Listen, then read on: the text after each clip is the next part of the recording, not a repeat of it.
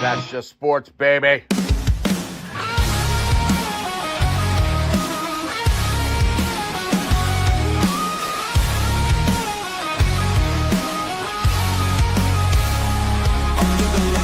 Crowd goes wild. Strawberry ice, bringing fire and style. Reds, Bengals, Bearcats, all in my zone. This is my stage, my mic, my throne. Boom, like a hammer, I'm breaking the game. Strawberry ice, you're gonna know my name. Sports Talk Thunder, hear the podcast roar. Cincy's line is kicking down the door. Step into the ring where the passion ignites. Talking sports all day and all night.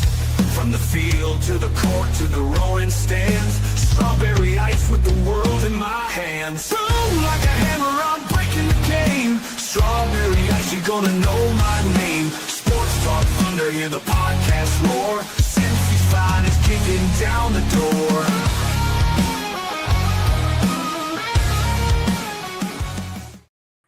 Hey guys, what's going on? Welcome to the show. This is Sports with Strawberry Ice. I'm your host, Iceman Jeff Trenopole, and as always, I bring you sports from a West Side point of view right here in the great city of Cincinnati, Ohio. And as always, I'm coming to you live from the Ice Cave.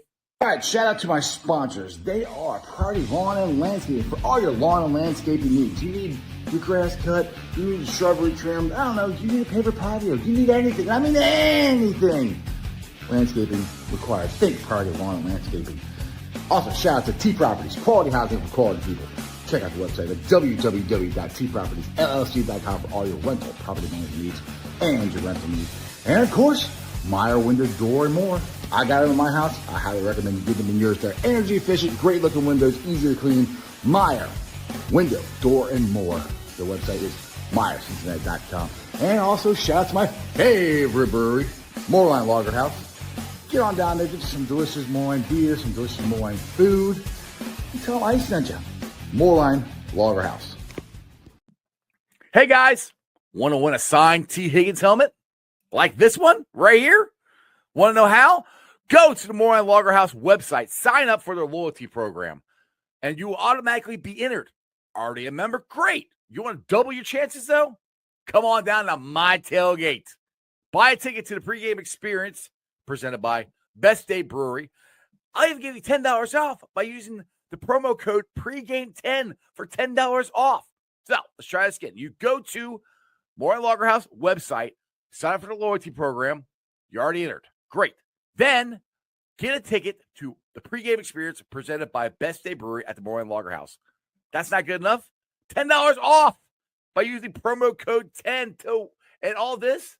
So you can get this helmet that we will be giving away November 23rd. November 23rd. So come on down then. Make sure you win.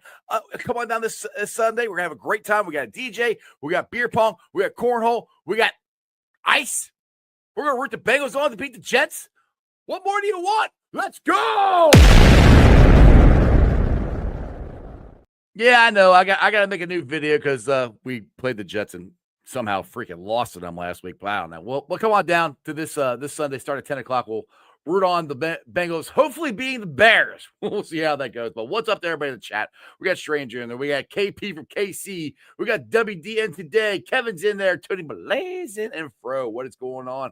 All right, boys and girls. So I got a special show today at 11 a.m. because when you get one of the voices of Cincinnati Sports Radio is able to come on your show, you come on when he says he's got time to come on. So now, it's my pleasure to introduce the one and only Mo Egger. What's going up, on, Mo? How are we doing? Good, brother. Good. Glad to see you. Welcome back. This makes your third time on the show now. That's wow. That's 3 more times than Tony Pikes even answered my email. Sounds about right. I have the same issue. All right, man. So, by the way, do you live at the radio station? Because people ask me if I live in my basement because I'm always on the air, but you're in the station now. If you ask my family, they would say yes. They would say I should just take all my stuff and put it in a closet here. Yeah, sometimes I do sleep down here in the Ice Cave. Depends on what game's on. I fall asleep there. All right, so no Joe Flacco. Yes, Joe Flacco. We got any new news on this, or is he still 50-50? Well, they're saying 50-50. He didn't practice yesterday. Thursday is typically the day where you look at the injury report, and if a guy doesn't go, you kind of assume he's not gonna go on Sunday. I guess the bigger question I have is, they have a bye after this game. If Joe Flacco can't play against the Bears, is he going to be able to play against the Steelers? Is he going to be able to play against the Patriots? Is he going to be able to play on Thanksgiving against the Baltimore Ravens? And we're getting a little ahead of ourselves, but I see sprained AC joint. And if he doesn't go on Sunday, I guess the question I have is, when will he be able to play? So we'll see. He didn't go yesterday. My guess is he doesn't play, but I guess that could change based on events of the day. Yeah, I would be, honestly, at this point, I'd be surprised if he does play. I thought it was interesting that Zach put it at 50-50 because Joe wants to play, which, that's good. And he did come back last week, but he also, he went there and got his arm numbed up or shoulder numbed up. And, he probably didn't feel anything till the next day. That's when he's like, that's when he's like, oh man, there's something in there. What the heck was that? So yeah, that's an interesting thing, but that brings us back to Jake and, what are we going to have the Jake Browning that we had this year, or we got a shot at having the Jake Browning that we saw 2 years ago, who actually looked pretty decent? I mean, if he doesn't expect to play, maybe that's in his favor, and he doesn't get too nervous in his head. I don't know. Yeah, I don't know. I think number one is the one thing they've been able to do that I would hope can translate to whoever the quarterback is they've run the ball effectively. And, that's been a little bit of a revelation. It started earlier this month. It really continued through the Pittsburgh game. And then they built upon it, I thought, against the Jets. That has to continue no matter what, right? Absolutely, because even if Joe Flacco is playing quarterback, this team is much easier to defend if the running game goes back to the way it was back in September. So that's my first question. With Jake Browning, is the running game better than it was when he took over as quarterback? If the answer is yes, and if he's learned some things from Joe Flacco, then this team can be okay. Jake Browning, when I think of those 3 games he started, I think of the amount of times it felt like he just didn't look to the open guy. Right. Yeah. And, right? I mean, it sounds simple. Throw the ball to the open guy. Jamar Chase is open, throw it to him. Joe Flacco did that. It's why acquiring him to me always made sense, because number one, he was going to be a quick study. Number two, there was nothing that anybody is going to throw at him that he hasn't seen before, and he's going to understand the assignment. If number 1 or number 5 are open, I should throw it to them. Because Jake Browning couldn't do that. So, we talked a lot about, are there things that Joe Burrow can learn from Joe Flacco in terms of playing under center, leaning into that way of playing a little bit more, getting rid of the football a little bit more quickly. But my question is, did Jake Browning learn anything from Joe Flacco? If the answer is yes, then maybe we get the player the Bengals got late in 2023 and this offense can survive. But honestly, regardless of who plays quarterback, is the defense going to, keep them in the game, right? And so that's been a bigger issue this week. If they get bad quarterback play with this defense, they're not going to beat anybody. True. Now that's the biggest thing, and took all my points, said all my points there too, is no matter which quarterback is, we got to continue this running attack going until we got started here. But this defense, I mean, we've sacked the quarterback, once in the last 3 weeks, I think it is, something like that. I mean, it's ridiculous. And now, do we even have a full roster? Because I mean, it's kind of hard to go into a game without a full roster, let alone practice without one. So that's an interesting thing too. Like, who the hell is going to be on this team to even try to stop the run or stop the Bears? Well, releasing Mike Pennell would suggest that McKinley Jackson's finally going to get a chance, and we'll see whether he's earned it. The defense, I think the frustrating thing is it's not any one area, right? Like, it's not like, well, the pass rush is not there, but they're great in coverage. Or the pass rush isn't there, but they have a bunch of good run stoppers. Like, this defense stinks everywhere. They're bad at tackling. They're bad at coverage. They're bad at shedding blocks in the running game, and they're bad at getting after the quarterback. Beyond that, what else is there? So beyond that, they're fine. Yeah, right. Yeah, like, I mean, and it's been my issue now for a while where, folks are going to say, well, this is what you get for paying Joe Burrow, T. Higgins, and Jamar Chase. I disagree with that. don't subscribe to that, right? When you make a deal, when you decide we're going to keep those guys, number one, signing T. Higgins was a reflection of the fact that there was nobody else to pay, right? Mm-hmm. Right. T. Higgins, who you got? Right. That to me shows how poorly they've drafted. Number two, when you sign those guys and you decide to kind of tip the balance of your salary cap situation toward offense, okay, you're telling me you think you can draft and develop on defense. They haven't done that. Duke Tobin's track record in the draft as it relates to defense this decade is atrocious. And so I guess the big thing for me is how many more cracks at it is he going to get, right? Like, there's only so many things Al Golden can do with this unit. He's tried stuff. They've tried benching Cam Taylor-Britt.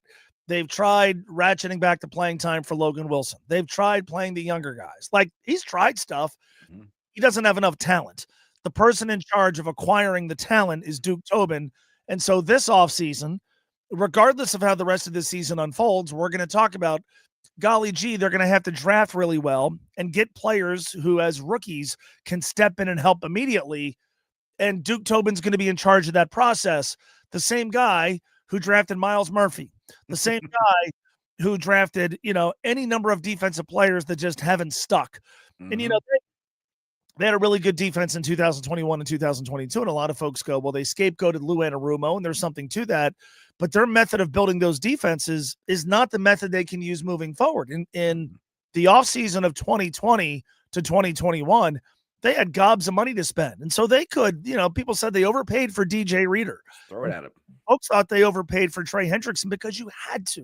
You had to overpay those guys to get them to come here. And you had the money because all of your offensive players were on rookie contracts. There was no one else to pay. They could throw money at the problem. That's not the case now. So Duke Tobin, utilizing the same methods that he has tried to use to make the defense better, is going to be tasked with making the defense better. I don't trust that. I don't trust him. And so I think I'm sure there are a lot of folks who hear that and are nodding along, because I don't know how you disagree with it. Right. I mean, the thing is, like, they knew that too. I mean, that's why they spent so much draft capital. I mean, we've got 5, 6, 7 players that were top 100 players in the draft, and we drafted them. Now, we haven't been able to develop them. And the thing is that I think you made this point, and I love this point, that when we draft, we need to draft guys that can make an impact now, right? Today. First, second round picks need to make an impact now. Shamar Stewart might be a great pass rusher for us in 2 or 3 years. That's not helping us now. We need him to do it now. I mean, there's guys that we passed up that are making impacts on other teams that we could have drafted that we didn't. We've done this with Miles Murphy. We've done this with Shamar Stewart. Multiple players here that haven't been able to make the impact that we needed, because now we're spending all the money on the offense. But the thing is, man, we still got money. They could have addressed this and should have addressed this in the offseason. How are you not going to sign at least a safety or a defensive end? Because they were out there, Mo. You could have signed them, but we were so busy trying to sign Jamar and T, which I'm glad they did. But can't they not multitask? I'm like, how hard is this to talk to Jamar and T, because there's only one agent, and then go talk to somebody else and try to sign another one to get in here? We didn't need a ton of guys. But two more people. We signed TJ Slayton. That was it. Yeah, I mean, it was one of the more baffling quotes from anybody with the Bengals back during the owners' meetings right after they got Jamar and T done, when Katie Blackburn essentially acknowledged, we've been so wrapped up in getting these two guys done that it's taken our attention away from the rest of free agency. And I guess my reaction to that was twofold. Well, number one, you could have signed those guys a long time ago, probably paid less, and then devoted all your time and energy to free agency. Number two, it's exactly what you said. Wait a minute. You can't do more than one thing at a time. If you can, hire more people. Yeah. So I refuse to subscribe to the belief that because they had to devote a lot of time and energy and resources to this one area, that they couldn't look at their secondary and go, you know what, we need a safety. I guess the thing that I wonder is, they asked Geno Stone to take a pay cut, and that's fine. What if he would have said no? I wonder if they thought he was going to say no. That's what I'm wondering. Yeah, but if he was going to say no, you had to have plan B. True. Why couldn't you ask Geno Stone to take a pay cut, but also bring in plan B? Like, clearly they don't think Dejon Anthony can play defense, at least. Clearly they don't think Tyson Anderson can play on defense. Okay, that's fine. But how did you look at the safety position last year and go, you know what, we're good, and add nobody? We were talking with draft experts on the air all throughout the months of March and April about safeties, because everybody agreed that's a position they need to address. Maybe it wasn't going to be in round one, which is why we did deep dive conversations about day 2 safeties, even 4th round safeties. They didn't take any. That's baffling to me. They looked at their cornerback situation. Cam Taylor-Britt last year was benched twice. And they looked at him and said, you know what? We think he could be our top corner. So you didn't have to go sign the best corner available. That wasn't going to happen. You didn't have to go sign the most expensive safety available, but you didn't present your defensive coordinator with other options in case those players failed. Now, DJ Turner has played well. Yes. Dax Hill has had his moments. So the cupboard isn't totally bare back there. But as I've watched Geno Stone play and look like he did last year, I go like, well, were they not watching the same thing that I was watching? And how did they let 8 months come and go without it all addressing a position that features a guy that they asked to take a pay cut? It's one of the more baffling things I've ever seen. Yeah, and the thing I kept saying this whole offseason on is they're putting all their eggs in the Al Golden basket. They are thinking that Al Golden is going to be able to fix whatever Lou couldn't fix, because and you say that we don't have talent, which it looks like they don't, but I mean it's these guys, the Bengals aren't the only ones that would have drafted these guys, but the Bengals did draft them, and the point is to try to develop them. But my point to this, I'm taking too long to say it, they put a lot of pressure on Al Golden and gave him no help. They gave him TJ Slayton. That's basically all they gave him. Said, all right, there you go fix this. You know, go get out of Dax Hill and all these guys that we couldn't get anything out of from Lou. Get something out of them. That's a big ask. And I thought that was a big ask going into this offseason. It seemed like they thought he was going to be a miracle worker or something. Yeah, I mean, we talked about it all throughout the spring and summer. You're putting a lot on one guy. And Al Golden may prove to be an awesome defensive coordinator, right? Maybe. But yes, you have McKinley Jackson, who was taken in the 3rd round last season. By now, he's supposed to be an impact player, not necessarily a Pro Bowl player, not necessarily an All-Pro player. We're wondering if he's even going to dress. He's dressed, I think, for 1 game this season. Chris Jenkins' playing time has gone backwards. Miles Murphy, I think most of us have kind of shrugged our shoulders and just assumed bust. It's never going to happen with Miles Murphy. Joseph Osai has had his moments, but for the most part, Cam Taylor-Britt, Dax Hill, Josh Newton, like there's a long list of guys. You know, if you look at this decade, how many defensive players do you look at and go, want to give them a second contract, right? Off the top of my head, so that Sam Hubbard was drafted in 2018. He got a second contract. Good player, good pick, right? Got a second contract. They didn't give one to Jesse Bates. Probably should have. Beyond that, how many defensive players have they taken that have gotten second contracts, or that you look at now and go, I want to give that guy a second contract? None. Right? I mean, again, I think DJ Turner is trending in the right direction. Well, and Sam Hubbard was drafted by Marvin too, wasn't he? Right. So so Duke Tobin was working then. I mean, true. But the point being, regardless of head coach, regardless of defensive coordinator, they just haven't done a very good job of acquiring players via in the draft on defense that were good enough to merit a second contract. What does that tell you? Tells you that during the 4 years they were under contract for, they didn't do anything. And so, I hold out hope. Maybe Demetrius Knight's going to end up being a good player. Maybe Barrett Carter is going to end up being a good player. Maybe Shamar Stewart is. But when you watch the offseason unfold, they told you in March, when they didn't do much to the team, we're going to draft and we're going to get players who could help right now. Right. Okay. That hasn't happened. They emphasize the draft. Right. They emphasize something they haven't been good at. And so it is a cheap labor league, right? I mean, this league is about players at the top, your stars who are going to get paid, and then draft picks who don't make all that much. The middle class player has never mattered less in the NFL. The middle class experienced player. You got to get guys who help in those first 4 years. Bengals haven't done a good job of doing that, especially on defense. And until that changes, the results are going to be limited, even if Joe Burrow gets through a full 17-game season on a regular basis. Yeah, we always complain about the scouting department and all that stuff. But, I mean, and I agree. I think we need a bigger scouting department. But Mo, there's multiple guys that they have drafted, and they haven't hit on any of them. Mm-hmm. That's like hitting the lottery the opposite direction. How can you be that bad on that many draft picks since you got here? Like Zach Taylor, like you said, has been here for 6 years. There's not one defensive draft pick that they've drafted that other DJ Turner, I'll put him out there. Like I said, or you put the number on one hand. Not many that you've signed to or want to sign to a second contract. That's ridiculous. Like, how do you miss it that bad? And how do we get guys who can't freaking tackle? I don't understand. How can you get to the NFL and you don't know how to tackle? I don't. And it's not. You can't blame Blue. You can't blame. They draft guys like, oh, you don't know how to tackle? Cool. Hey, come here. We're gonna put the stripes on. You'd be perfect for us. I don't get it. Yeah, I mean, look, they and you saw it with Shamar Stewart, and Shamar Stewart may end up being terrific, but with Shamar Stewart, they overlooked his lack of college production because they loved his traits. Mm-hmm.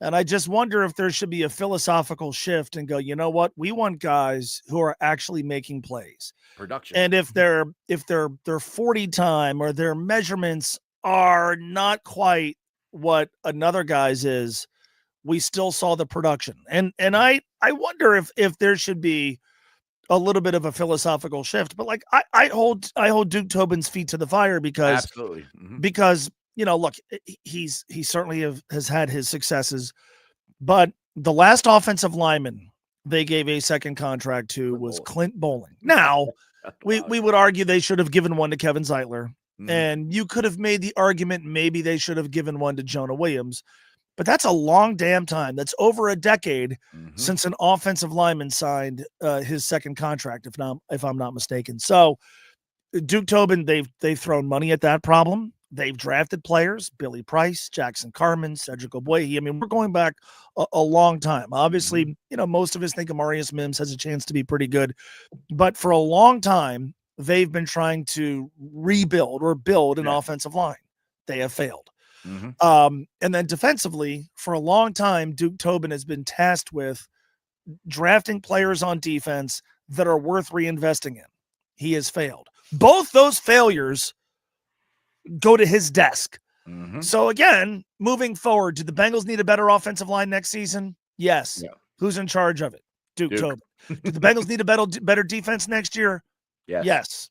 Who's in charge of it? Duke Tobin. Duke. I don't do this to be mean. You facts. We put trust in you based on your results. Mm-hmm. And the results that Duke Tobin has achieved using methods that will have to continue moving forward haven't worked. Haven't worked.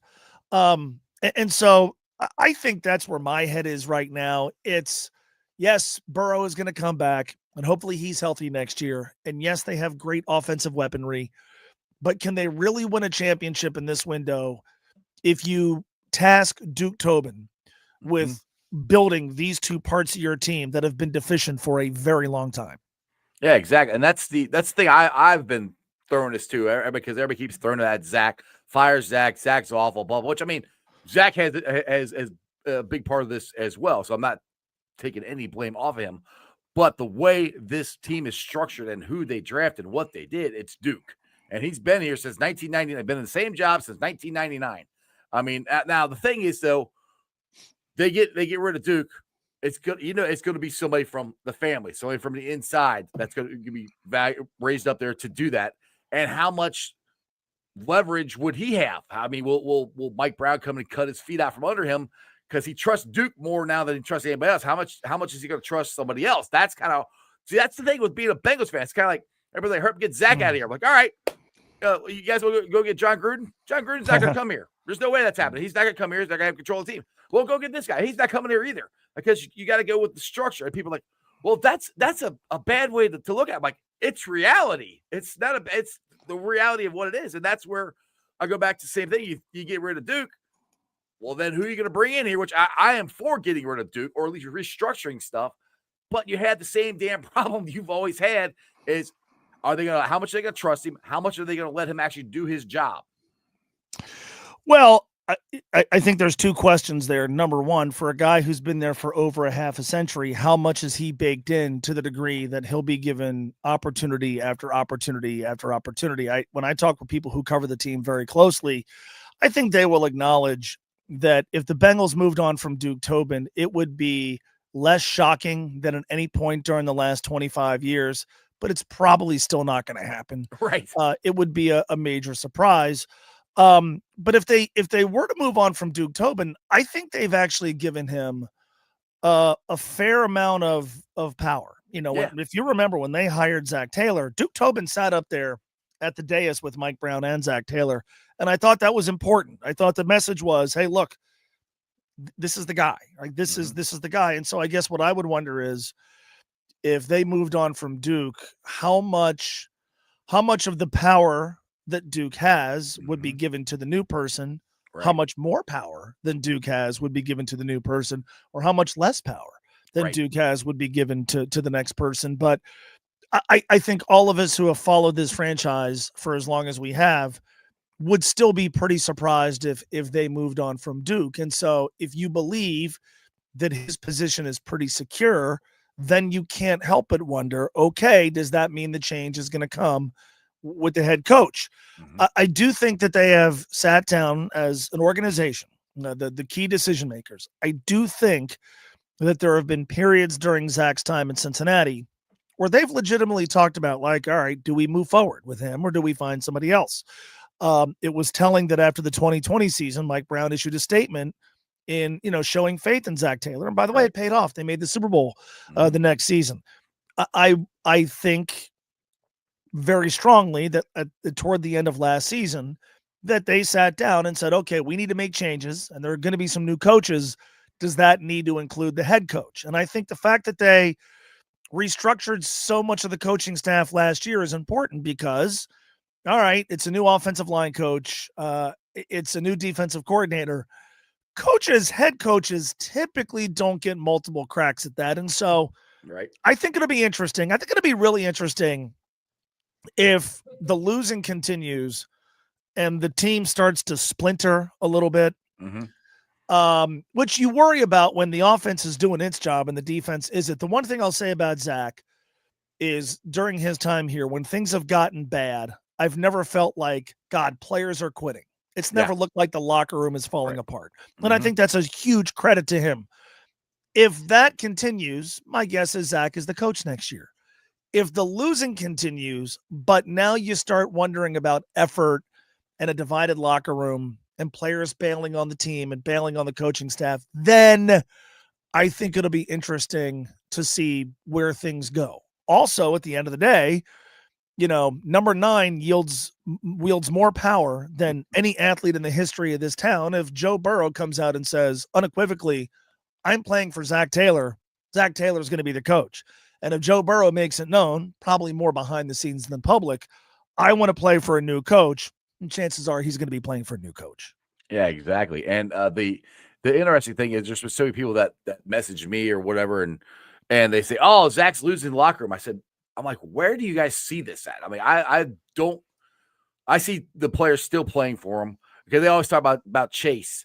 And I've noticed this about Chase this year, that I think he's more thoughtful in his thoughts and in his statements. And I think people take that the wrong way sometimes, where he's pausing to think about what he wants to say.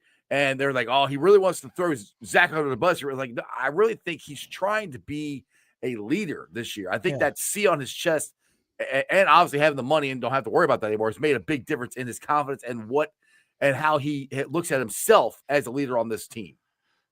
Yeah, I don't know how anybody doesn't love Jamar Chase. First of all, he's a remarkable football player. Secondly, I think he has taken on the role that we imagine Joe Burrow having, right? Yes. Which is private and public leader of the team. I think his comments have been measured. I'm sure there are things he wants to say, but he can't. He realizes that. But he also wants to speak from the heart. I've been really impressed. It's been fun watching Jamar Chase kind of evolve in front of us. And I think it's cool that he has taken on this kind of public face of the team, spokesperson for the team. He's made available almost every single week with the uncertainty at quarterback, Jamar Chase at podium. And I think that's a huge credit to him. Mm-hmm. I think it says something about the fact that the Bengals as an organization are comfortable with him, being effusive about what he thinks is going on. And I wonder who that would be in the absence of it. So no, I think Jamar has handled himself very well. I think he's handled a lot of the questions that have come his way very well. At the end of the day, it's unfair to ask a wide receiver who's awesome at his job about a defense that wastes his best effort. It's unfair for Jamar Chase to have to answer questions that frankly should be thrown at Duke Tobin, who's barely ever made available. I think Jamar Chase has been an absolute pro, and we're all huge fans of his and have been since day one. But watching him this year, I can't speak for anybody else. I have gained a different and new level of appreciation for him. Exactly. Now, we have former Bengal in the chat, Rashad Genty. He wants to know if Joe can request a new GM. I think that'd be a great idea. I don't know if Joe would do that or not, but hey, he might have the power to do that. Who knows? But I the last 10 minutes here, I want to roll into the funner team, more exciting team. How about that in this city? University of Cincinnati Bearcats, and they are taking on a big one, number 17th ranked, and they're taking on the University of Utah. They got game day there. Now they have game day, which is going to be really early in the morning in Utah, and then the game don't freaking start till 10:15 p.m. And I know you and Tony are going to be tired as hell on Sunday when you're doing your show on at the Holy Grail. But what does this game mean to the Bearcats if they win? Because to me, this one is big. You win this one, this really projects. I don't really like projecting, but I do it anyway. The BYU game, if that's here, if they're both undefeated going that could be another game day here in Cincinnati and maybe a nip at night. But yeah, this game here, go ahead. Well, this game's massive. It's a very uphill battle for the Bearcats. They're 9.5 to 10 point underdogs on the road. Number one, there's what it means and what it means for the Bearcats. If you win this one, 2 of your next 3 are at home. The BYU game is going to be here. Right now, there are only 2 teams without a league loss. We will start talking about their chances, seriously talking about their chances of playing in the Big 12 championship game, winning the Big 12, and playing in the college football playoff. If they lose this one, obviously those things are still possible, but the road becomes a little bit more difficult. I think it's a really interesting dynamic. Last week, Cincinnati had to prepare for a Baylor team with a quarterback who led the country in passing yards per game, touchdowns per game, whole bunch of different metrics. This week, it's a Utah team that leads the Big 12 in rushing yards per game. They average over 6 yards a carry, so it's an entirely different offense. What I want to know is this. Offensively, can the Bearcats continue to play mistake-free football? And if Evan Pryor can't play, how much is that? Cincinnati is a really balanced offense. The cool thing about having a balanced offense is, and you saw this against Baylor, when one side of it isn't working, you can lean on the other, right? It's like with the Bengals, we don't expect them to run the ball well. And so if the passing game just isn't working, can they lean on their running game? Recently, the answer has been yes. But for the most part, over the last so many years, the answer has been no. I think with Cincinnati, what you saw on Saturday was they didn't have a great day throwing. Brendan Sorsby didn't have a great day throwing, but they can lean on Tyree Walker. They can lean on Evan Pryor before he got hurt. Now, without Evan, how much of that gets compromised? I think there's a couple of things. First of all, the Bearcats have been terrific at not turning over the football. 1 in their last 6 games. Does that continue? If the answer is yes, I think they have a really good chance. Number 2, if Cincinnati can't run it the way they would like, can they lean on Brendan Sorsby? In an environment like this on the road? Can they lean on Joe Royer a little bit? Joe is an awesome player. It feels like there are times that they kind of forget him. And then number 3 is they've played from ahead. Their third quarters have been terrible, but we don't talk about it because they always take a lead into halftime. First quarter, yeah. Right? So they're really good at getting off to fast starts. Right. What happens if they go on the road, crowd is losing its mind, Utah jumps up 10-0. Number one, can the Bearcats get stops defensively? Because if they've had one issue this year, it's been allowing the other teams to have really long drives. You have a better chance of that happening if you can run the football. Number two, if you have to make their offense a little more one-dimensional because they're behind, can they rise to the occasion? This is going to be a really tough task. Also, we saw when they played at Arrowhead Stadium, the crowd noise got to them. Right. When they played at Kansas, crowd noise didn't get to them as much. I think this is going to be a louder environment on Saturday than they got at Kansas. I'm not sure anything will be louder than what they got when they played Nebraska and Kansas City. But does that experience pay off in Salt Lake City? This is a massive opportunity for this team. National spotlight, a chance to really vault into the college football playoff discussion, but a really tough task because of how good Utah is specifically at running the football. Yeah, exactly. Two points you made there that I like is we got to try to stop Utah's running attack. That's the big thing for me. And to me, this is going to be the most pressure that Sorsby's probably going to have from a front seven. He's pretty much hasn't gotten touched all year long. He's had a very nice pocket. He's probably not going to have that. And is there a chance that he's going to fall back into what he did last year? Because if you remember last year, he'd get in trouble and he'd just throw it up for grabs. This year, he's doing a better job of throwing it out of bounds and stuff. Those are two things for me. If we can control their run game and Sorsby, like you said, doesn't make that big mistake, I think we got a shot at this. But this is everything for them. I mean, this puts you on the map. This puts you clearly in the college football playoff picture. And if you lose, you're not out of it, but you got to beat BYU and you need some help. But Mel, how much fun is this having? Because I don't know about you, going into the season with Sat, I was like, well, he's got to at least make a bowl game. Well, that's right. You got to at least do that. I mean, if you that's a must or you're gone. Well, he's made one now because last year, God, he only had to win one game and would have been bowl eligible. So they're bowl eligible now. Now I'm wondering, he's got us thinking of college football playoffs, Big 12 championship. It's unexpected this season. I said I was gonna be happy we went to a good bowl game. Are you pleasantly surprised, or did you expect the Bearcats to be this good? Well, just really quick, getting back to the game on Saturday, you mentioned Cincinnati having to protect Brendan Sorsby. Utah is second in the Big 12 in sacks, one behind Texas Tech, 25 on the season. UC has allowed 2 sacks all year long. Utah is also absolutely terrific in not allowing big plays in the passing game. They're second in the Big 12 in yards per game passing by opposing teams. So part of that is the fact some of the better teams they've played just aren't great at throwing. Right. They did a good job against BYU in the game the Cougars won. But yeah, it's, as we say now, good on good, right? So it's going to be interesting. I thought UC was going to win 7 games this season. No, they've already hit that threshold. I had questions about the secondary, and I had questions about Sorsby because the way he played those final 5 games of the year last year, he was gun shy.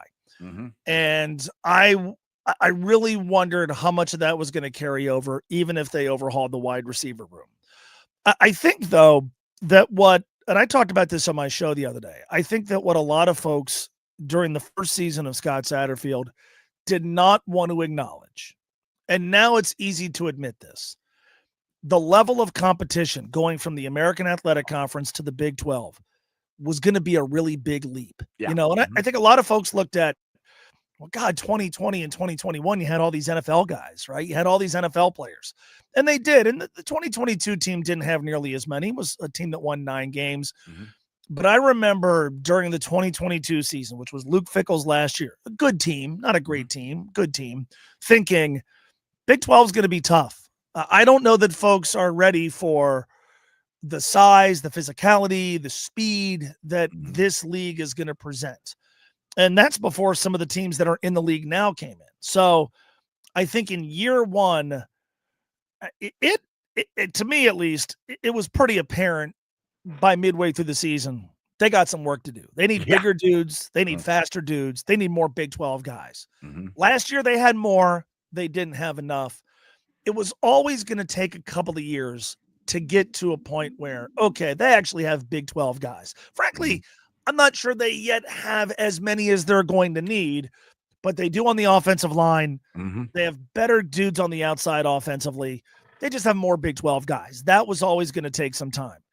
So no, to answer your question, I would have said, we're talking about them competing for a Big 12 championship. My mind wasn't close to that. No. But Sorsby has impressed me. Mhm. The way they have put together the offense around that offensive line, the way they've played mistake-free football to this point, it's remarkable. On Saturday, they played Baylor. They at one point had scored 6 out of 7 offensive drives, and in the broadcast booth, we're like, God, it doesn't feel like they're playing well. I mean, you kind of take it for granted now. Right. But yes. It's remarkable how efficient you can be when you never give the ball to the other guy. And I'll say this.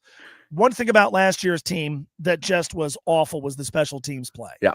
Mm-hmm. Kicking, punting, return, field goal. Everything. Go make a field goal. and yeah. All offseason, I asked, what about special teams? And if you remember, they didn't hire their special teams coach until after spring ball. Right. It's gone from a huge liability to now a weapon. And to me, the sign of a really good team, a really well-coached team, is how are your special teams?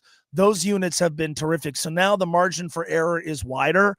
You're thinking offensively, if a drive stalls, you can put Rusnak in the game and get you 3 points. You're thinking, okay, if we're not moving the ball all that well, we've got a punter and a punt unit. Cincinnati, I think, has given up 4 punt return yards all season. I think I heard Dan Horde say on Saturday, those units have been great. And I'm not sure that I thought they'd be better just because I'm not sure they could have been any worse. I didn't think they'd be as good in that regard as they have been. Right. Now it's funny you say well-coached teams. The Bengals, it seemed like the Jets started every drive on the 40-yard line. Last week. Yeah. I mean, I'm not even exaggerating. That's pretty much where they started at. It was every drive. So anyway. I can talk to you some more. I love talking to you about the Bearcat basketball, but I know you got to get out of here. But I appreciate you for your time. If you got anything you want to plug before I let you go for it, man. Weekday afternoons, ESPN 1530, 3 to 6. Listen. There you go. All right. Well, that was the first installment of the Mo and Ice football show. Wow, that's what I just called it. We'll see. Appreciate you, Mo. Take it easy, brother. All right, man. Thanks. See ya. All right, guys. Hope you enjoyed that as much as I did. Go check out Mo, of course, on ESPN 1530 each and every afternoon. And I know they do the Tony and Mo football show. That's why I kind of stole that with the Ice and Mo football show. But I think I'm gonna be back on later on at 5:30 to try to get a hold of Robert and see if he wants to do it. So yeah, we will be back today at 5:30 for your fantasy Thursday football show. So stick around. Well, don't stick around, but make sure you hit the bell for the notification. So when I go live again, you'll be notified. But thanks for watching. I've been live streaming on YouTube, Facebook, X, Twitch. You can follow me on all those, along with Instagram, Threads, and TikTok. Also, check out my Substack. All those are under Sports with Strawberry Ice. Substack, I've been writing some articles on there. So check that out. Also, the podcast, I'll be pulling off the sound later on tonight. Putting on the podcast. It'll be on BeanPod, Apple iTunes, Spotify, Google, Stitcher Play, pretty much wherever you get your podcast. Do me a favor, listen to it, rate it, like it, review it. Leave a 5-star review and a comment so more Cincinnati fans can find my podcast. Let's do it in the morning since we have no morning sports radio. You can check that out. All right, shout out to my sponsors. They are Priority Lawn and Landscaping for all your lawn and landscaping needs. You need your grass cut, you need shrubbery trimmed, I don't know, you need a paper patio, you need anything. I mean anything. Landscaping required. Think Priority Lawn and Landscaping. Also, shout out to T Properties, quality housing for quality people. Check out the website at www.tpropertiesllc.com for all your rental property management needs and your rental needs. And of course, Meyer Window, Door, and more. I got them in my house. I highly recommend you get them in yours. They're energy efficient, great looking windows, easy to clean. Meyer Window, Door, and more. The website is MeyerCincinnati.com. And also shout out to my favorite brewery, Moorline Lager House. Get on down there, get you some delicious Moorline beer, some delicious Moorline food. And tell them I sent you. Moorline Lager House. Hey guys, want to win a signed T. Higgins helmet like this one right here? Want to know how? Go to the Moorline Lager House website, sign up for their loyalty program, and you will automatically be entered.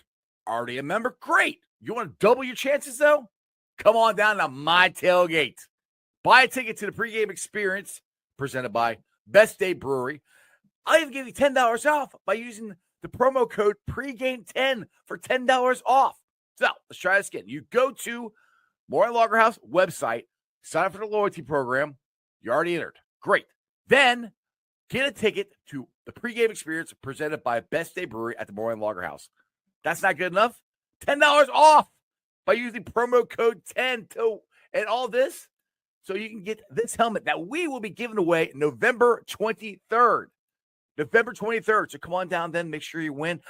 Come on down this Sunday. We're going to have a great time. We got a DJ. We got beer pong. We got cornhole. We got ice. We're going to root the Bengals on to beat the Jets.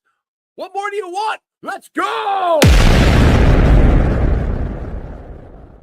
And I know I said beat the Jets because that was last week's video, but everything else still counts the same other than we're going to beat the Bears. So come on down tomorrow on Lager House. The tailgate starts at 10 o'clock. You have a chance to win this T. Higgins signed helmet. We're giving away November 23rd. Like I said, use promo code pregame10 to get $10 off. You can sign up for the More on Lager House rewards program. And when you buy the ticket to the pregame experience, if you do both those, you're entered for a chance to win that helmet. Other than that, I'll see you guys back here at 5:30 with Robert Baker. Fantasy bankroll. I got it right that time. We're talking some fantasy football, who you should start, who you should cut, and any of the latest Bengals news. Other than that, I'll see you guys at 5:30. And as always, that's just sports, baby. See ya! Another great show. You guys still here? The show's over. You can come back tomorrow. I'm out of here. See ya.